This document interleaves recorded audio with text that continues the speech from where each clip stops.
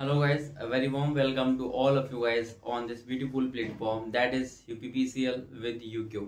So guys, सबसे पहले तो मैं माफ़ी चाहूँगा आप सभी लोगों से कि पिछले कुछ दिनों से मैं अपनी वीडियोस को कंटिन्यू नहीं रख सका क्योंकि कुछ थोड़े से हैक्टिक शेड्यूल के चक्कर में मुझे टाइम नहीं मिल पाया और लगभग 2 हफ्ते से मैंने कोई वीडियो अपलोड नहीं की।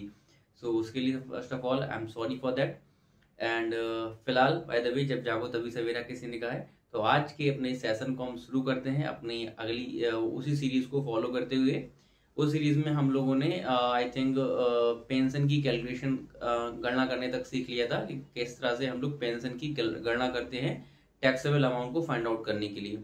आज गाइस हम लोग फाइंड आउट करेंगे, उसी सीरीज में आगे बढ़ेंगे लीव इनकेसमेंट। लीव इनकेसमेंट जैसे कि मैंने बताया था, जब कोई एम्प्लॉय रिटायर होता है तो उसको रिटायरमेंट के टाइम पर बहुत सारे पेमेंट हमारा जो एम्प्लॉयर होता है वो करता है।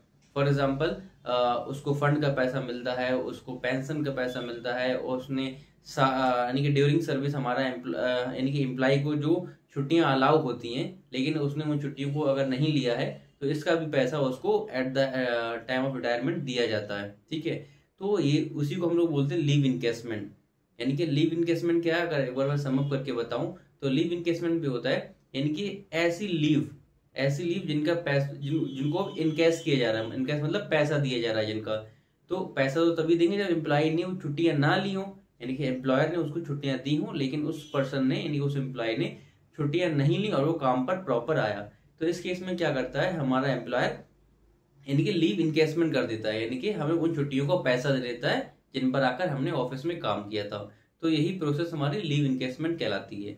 अब लीव इनकेसमेंट का पैसा देखिए कब कब रिसीव होता है एम्प्लॉय को, सबसे पहले इस पर हम बात करते हैं। लीव इनकेसमेंट का पैसा हमें 3 सिनेरियो में रिसीव हो सकता है। पहला केस है हमारा after death.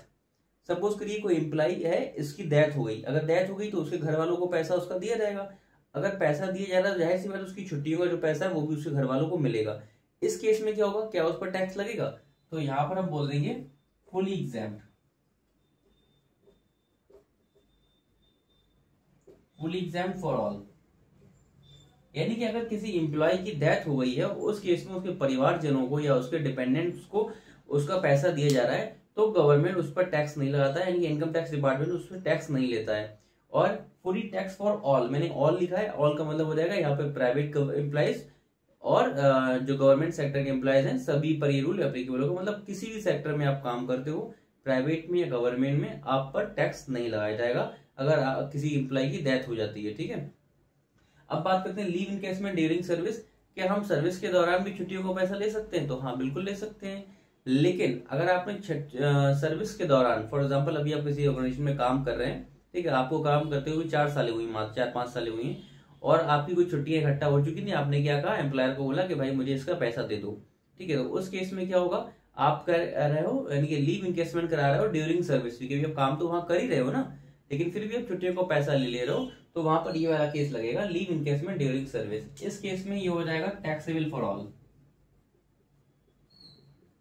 Taxable for all, चाहे आप फॉर ऑल का मतलब चाहे प्राइवेट सेक्टर में हो या गवर्नमेंट सेक्टर में हो, अगर आप ड्यूरिंग सर्विस इनकेसमेंट का पैसा ले रहे हो, छुट्टियों का पैसा ले रहे हो, तो आपसे टैक्स लग जाएगा पूरी अमाउंट पर जो भी आपको पैसा मिला। फॉर एग्जाम्पल आपको 1 लाख रुपए दिया गया, छुट्टियों का आपका इकट्ठा हो गया था, तो उस पर टैक्स लग जाएगा। अब तीसरा और मोस्ट इंपॉर्टेंट हमारी कंडीशन आ जाती है leave encasement on retirement. Generally यही होता है कि जब फॉर एग्जाम्पल किसी एम्प्लॉय ने अपनी सर्विस काल के दौरान जो है अगर छुट्टियां नहीं ली होती हैं तो उसका पैसा उसको at the time of retirement दे दिया जाता है जब वो हमारे एम्प्लॉय ऑर्गेनाइजेशन से जा रहा होता है। तो इसको हम लोग बोलते हैं लीव इनकेसमेंट ऑन रिटायरमेंट। अब रिटायरमेंट के केस में देख लो गाइस, हमें देखना पड़ेगा कि एम्प्लॉय प्राइवेट सेक्टर का है या गवर्नमेंट सेक्टर का है, क्योंकि दोनों के रूल अलग अलग हैं। अगर कोई गवर्नमेंट एम्प्लॉय रिटायर हुआ है और उसको लीव इनकेसमेंट का पैसा मिला है तो उस पर कोई भी टैक्स नहीं लगेगा, यानी कि उससे कोई भी टैक्स नहीं लिया जाएगा। तो यहाँ पर बोल देंगे हम एग्जाम्प्ट। आप लोग नोट्स में लिख लेंगे इस तरह से अपने फुली एग्जाम्प्ट। अगर फिर से रिपीट कर रहा हूँ, रिटायरमेंट के टाइम पर पैसा दिया जा रहा है और गवर्नमेंट एम्प्लॉय है तो कोई भी टैक्स नहीं लगेगा। अब बात करते हैं नॉन गवर्नमेंट एम्प्लॉय। अगर कोई ऐसा एम्प्लॉय है जो कि प्राइवेट सेक्टर में काम कर रहा था, यानी गवर्नमेंट सेक्टर में काम नहीं कर रहा था, और उसको रिटायरमेंट के टाइम पर कुछ इनकेसमेंट का पैसा मिला, लीव्स का पैसा मिला है, तो इस केस में कुछ रूल्स बनते हैं जिनको हम नोट डाउन कर लेंगे, फिर वन बाय वन मैं डिस्कस करूंगा। उम्मीद है आप लोग कॉपी और पेन लेकर बैठे हैं। चलिए जल्दी से देखते हैं। तो देखिए गाइस, अब इस वाले केस में हमारी 4 कंडीशनें बनती हैं, ठीक है। अगर नॉन प्राइवेट सेक्टर का कोई एम्प्लॉय है और उसको रिटायरमेंट के टाइम पर लीव इनकेसमेंट का पैसा मिला है, तो हमें 4 पॉइंट देखने होते हैं। पहला पॉइंट कहता है total salary of last 10 month, पिछले 10 महीनों में, यानी कि रिटायरमेंट से जस्ट पहले के 10 महीनों में उसको टोटल कितनी सैलरी मिली है वो हमें निकालनी पड़ेगी। एवरेज मंथली सैलरी, ठीक है। सेकंड पॉइंट हमारा कहता है एवरेज मंथली सैलरी, उसकी हम मंथली सैलरी का एवरेज निकालेंगे, ठीक है। यानी कि लास्ट ईयर की सैलरी, 12 महीने की जो सैलरी होगी और उसका हम एवरेज निकाल लेंगे और इंटू करेंगे लीव अलाउड माइनस का टेकन। फॉर एग्जांपल उसको 300 छुट्टियां दी गई पूरे सर्विस पीरियड के दौरान और उसने ली हैं केवल 200, तो 300 माइनस 200 कर देंगे, यानी कि 100 यहाँ पर आ जाएगा, ठीक है। जितनी छुट्टियां उसको अलाउ की गई, कितनी उसने ली, दोनों को माइनस कर देंगे, मल्टीप्लाई कर देंगे एवरेज मंथली सैलरी से। तीसरा पॉइंट है हमारा एक्चुअल अमाउंट रिसीव, एक्चुअल में उसको लीव इनकेसमेंट का कितना पैसा मिला, ठीक है। अभी जस्ट इस 4 पॉइंट क्लियर कर लो तो हमें ये 4 पॉइंट लेकर चलना है, बाकी मैं इसकी अभी इमेजिनरी वैल्यू लेकर एक क्वेश्चन को करा दूंगा, ठीक है। चलिए चौथा पॉइंट हमारा है मैक्सिमम 3 लाख। ये चीज ध्यान रखना है, लीव इनकेसमेंट में मैक्सिमम 3 लाख रुपए तक की ही छूट मिल सकती है। इससे ज्यादा अगर आपको मिला है तो इनकम टैक्स वाले उस पर टैक्स ले लेंगे। फॉर एग्जाम्पल आपको 8 लाख मिला है और छूट केवल आपको मैक्सिमम 3 लाख तक की मिल सकती है, तो बचा वो जो ऊपर का 5 लाख है, 8 में से 3 की छूट मिल गई, 3 लाख कम कर दिया, बचा 5 लाख। 5 लाख पर आपसे टैक्स पड़ जाएगा, ठीक है। तो चलिए जल्दी से इसकी एक इमेजिनरी फिगर ले लेते हैं।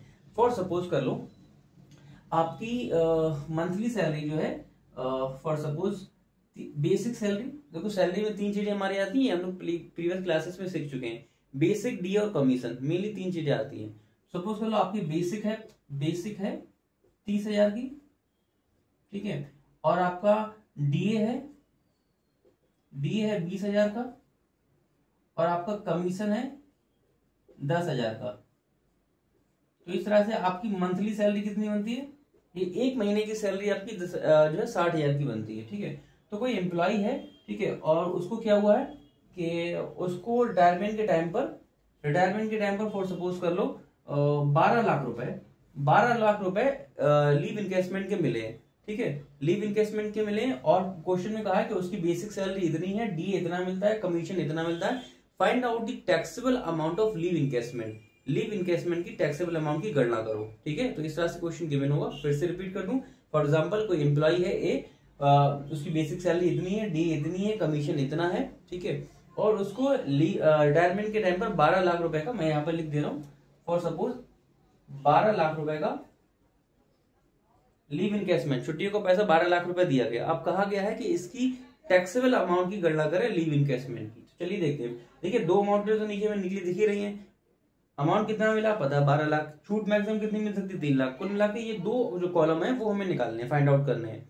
तो पहला total salary of last 10 month, पिछले 10 महीनों की सैलरी कितनी हो जाएगी, तो 60,000 एक महीने की है, 10 महीने कितनी हो जाएगी 6 लाख, तो 6 लाख रुपए यहाँ पर हमारा आ जाएगा।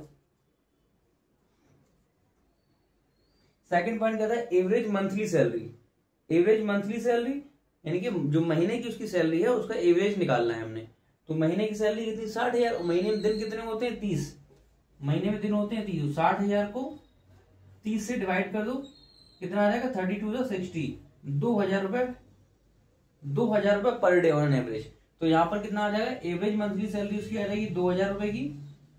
और सपोज कर लो क्वेश्चन में गिवन है कि उसको 300 छुट्टियां अलाउ की गई थी और जिसमें से उसने केवल 200 छुट्टियां ही ली हैं, तो जो बची 100 छुट्टियां हैं उसका पैसा उसको मिलना है, ठीक है। तो यहाँ पर हम क्या करेंगे, लीव अलाउड 300 माइनस कर देंगे टेकन कितना है 200, तो कितना निकल आएगा ऐसे 100 ये और कितना है ये 20,000 ये है, तो 20,000 का 100 से मल्टीप्लाई करो कितना आ जाएगा, 20,000 का 100 से मल्टीप्लाई करो आपका आ जाएगा 20 लाख रुपए।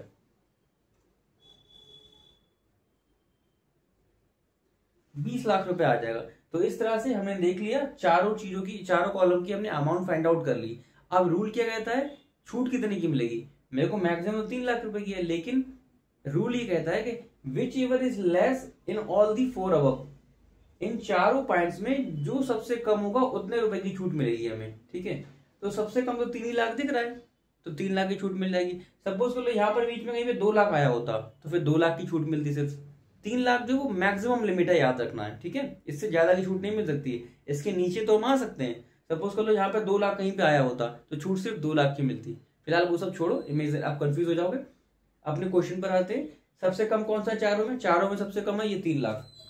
तो 3 लाख की उसको छूट मिल जाएगी। तो टैक्सेबल कितना हो जाएगा? अगर हम टैक्सेबल निकालें, टैक्सेबल मिलेगा, उसको मिला कितना था? अमाउंट रिसीव्ड माइनस का एग्जेम्प्ट। तो अमाउंट रिसीव हुई है उसको 12 लाख की, और माइनस कर देंगे छूट। छूट मिली उसको 3 लाख रुपए की। तो कुल मिला के 9 लाख रुपए जो है उसका टैक्सेबल हो जाएगा। 9 लाख रुपीज टैक्सेबल हो जाएगा। इस तरह से 9 लाख रुपए पर उस एम्प्लॉय को टैक्स देना पड़ेगा। ये था हमारा गाइस लीव इनकैशमेंट का अपना छोटा सा रूल्स, जिसकी बिहाफ पर हम किसी भी क्वेश्चन को टैकल कर सकते हैं। गाइस बिलीव मी, ये बहुत ही ज्यादा इंपॉर्टेंट क्वेश्चंस बनते हैं। लीव इनकैशमेंट का हो गया, पेंशन का हो गया, ग्रेचुइटी का हो गया, यहाँ से छोटे छोटे से क्वेश्चन 1 नंबर वाले आपके एग्जाम में बहुत ज्यादा देखने को मिलते हैं। तो गाइस ये छोटी छोटी सी जो कैलकुलेशन है मैंने प्रीवियस क्लासेस में बताई है, जो जैसे कार फैसिलिटी का पैसा कितना निकालेंगे, ठीक है, और आपका ग्रेचुइटी का पैसा निकलवा लेगा, पेंशन का निकलवा लेगा, ठीक है। तो इस तरह से छोटी छोटी सी जो कैलकुलेशन है जो पिछले 4-5 क्लासेस में मैंने की है, ठीक है।